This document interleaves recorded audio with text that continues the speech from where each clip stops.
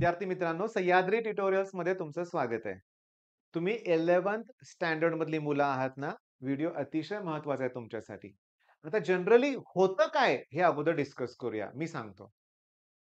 10th standard नीट लक्ष द्या. मी सगळं तुम्हाला डिटेलमध्ये सांगणार आहे. 12th स्टँडर्ड काय होतं 9th पर्यंत कुठलेही पालक एवढे जागरूक नसतात बरं का. जसा मुलगा 10वीत गेला ना, की भरमसाठ पालक जागे होतात. आम्ही ऑफलाईन क्लासला बघतो ना, की 8वी-9वीच्या तुलनेत 10वीच्या 2 बॅचेस करावे लागतात. कारण 10वीचं वर्ष महत्त्वाचं वर्ष. हे डायलॉग तुम्ही वर्षभर ऐकला की नाही 10वीत गेल्यानंतर किंवा इव्हन कुठे तुम्ही एखाद्या फंक्शनला गेला, तर तुमच्या नातेवाईकाला कळालं, की तुम्ही 10वीला आहात, की लगेच सुरू.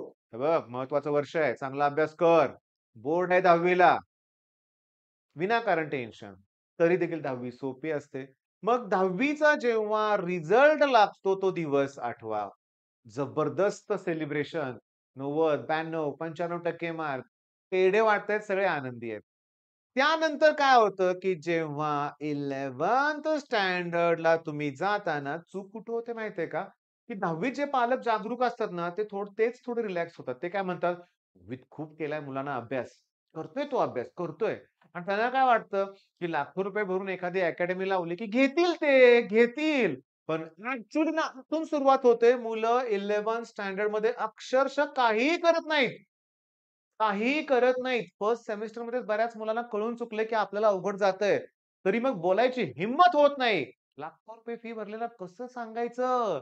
रिझल्टच्या दिवशी सेलिब्रेशन केलेलं सगळं आठवतंय. मग कसं सांगू? कुठल्या तोंडानं सांगू, की मला समजत नाहीये, होत नाहीये, अवघड जातंय. ओके, जाऊ दे. तरी काही हरकत नाही. नंतर सुरू होते 12th स्टँडर्ड. ओके. करू आपण, करू. नव्याचे 9 दिवस. मी आता पहिल्यापासून करणार आहे अभ्यास. ठरवलं जातं. डेडिकेशन. थोडे दिवस केलं जातं. पुन्हा फुस. आणि मी तुम्हाला सांगतो, दिवाळी. आता क्लिअरली सांगतो, दिवाळीनंतर मुलं अभ्यासाला सुरुवात करतात आणि तेव्हा मोठा प्रश्न निर्माण होतो, की मी आता बोर्डची तयारी करू का सी आणि त्यांनी 10वीला मोठा रिझल्ट लावला ना 98-99% त्यांच्या पुढं ही एक्झाम म्हणजे मोठं अवघड काम होऊन बसलेलं असतं. जे-डबल-ई फर्स्ट अटेम्प्ट तयारी कुठे आहे त्याची अजून? पालकांच्या अपेक्षा मोठ्या आहेत. 7 लाख फी भरलेली आहे. करतोय पण. मग काय होत नाही जे का नाही देणार जे केलंच पाहिजे. मग जे करू बोर्ड करू का सी करू? असा गोंधळ. मी तुम्हाला सांगतो दिवाळीनंतर आपल्या क्रॅश कोर्सला ॲडमिशन्स खूप होतात. जेवढे सुरुवातीला झालेत ना, तेवढे आत्ता व्हायला लागलेत. अजून रोज ॲडमिशन होतात. 12वीच्या मुलांचं बोलतोय मी.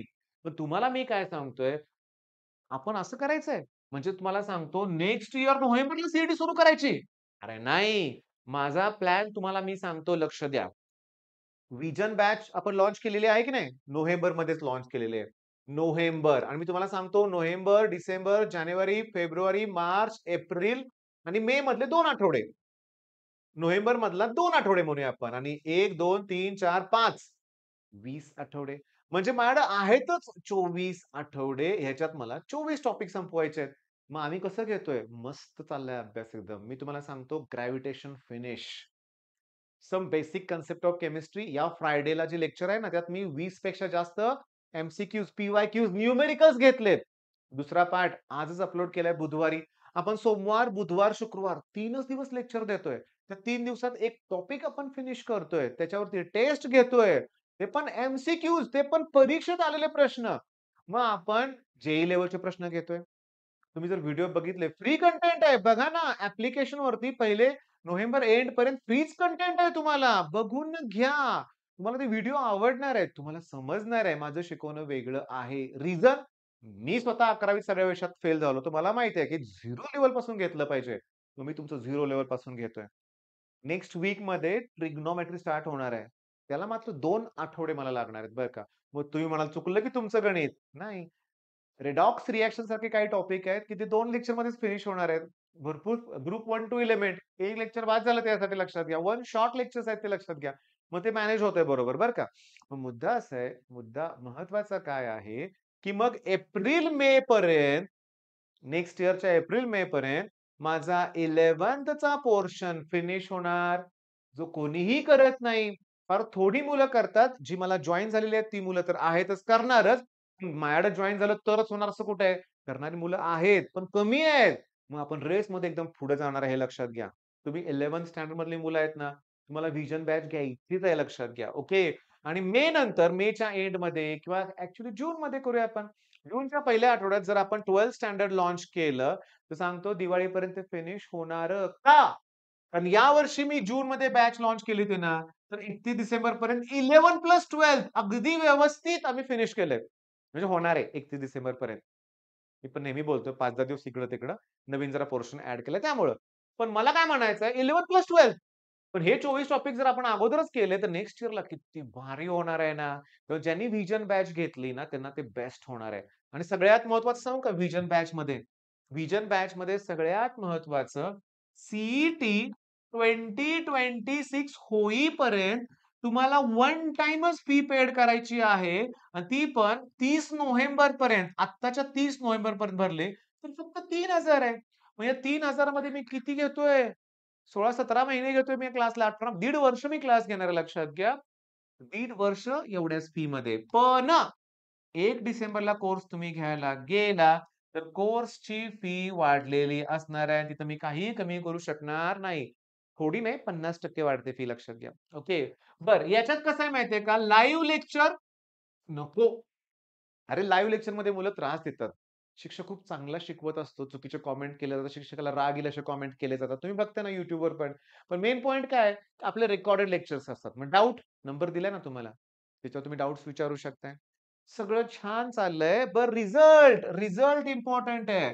आपलं हे 5वं वर्ष आहे क्रॅश कोर्सचं. ओके. म्हणजे ही तुमच्यापेक्षा 1 वर्ष मुलं सीनियर आहेत ना, त्यांचं ते 5वं वर्ष आहे. तुमची सी बॅच म्हणजे ते 6वं वर्ष आहे. दरवर्षी आपण सक्सेसफुली तो पोर्शन कंप्लीट करून फुल लेंथ मॉक टेस्ट घेतलेत. मी तुम्हाला सांगतो जवळ-जवळ 15,000 च्या पेक्षा जास्त मुलांनी आपले कोर्स घेतलेले आहेत. आकडा मोठा वाटतोय ना? रिॲलिटी आहे. आणि तुम्ही कुठल्याही कॉलेजमध्ये जावा महाराष्ट्रामधल्या 50-60% स्टुडंट असे भेटतील तुम्हाला, की ज्यांनी आपला कोर्स घेतला होता. पण माझाच कोर्स घेतला म्हणून ते तिथं पोहोचले नाही.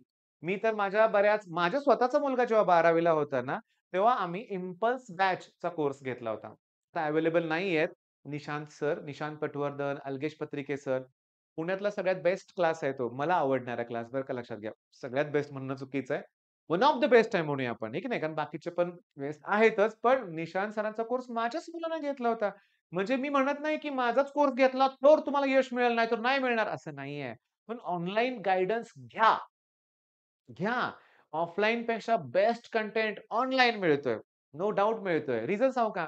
आता सम बेसिक कन्सेप्ट तिसऱ्या व्हिडिओत 22 पी-वाय-क्यूज मी घेतलेत. हळू, व्यवस्थित. ऑफलाईन लेक्चरला तेवढं घ्यायला 2-3 लेक्चर लागतील. मग ऑफलाईन पुढचा प्रॉब्लेम काय असतो माहिती आहे का? बोर्डचा पोर्शन कंप्लीट करायचा का एम-सी-क्यू प्रॅक्टिस घ्यायची? तुमच्या क्लासमध्ये बघा गेल्या 6 महिन्यात किती एम-सी-क्यूज घेतल्यात. घेतल्या असतील तर ठीक आहे. नाही घेतल्या आहे ना व्हिजन बॅच. प्ले स्टोअर म्हणून व्हिजन आपलं सह्याद्री ट्युटोरियल्स हे ॲप डाउनलोड करून स्टोअरमध्ये व्हिजन बॅच शोधा. कोर्स पर्चेस करा. All the best.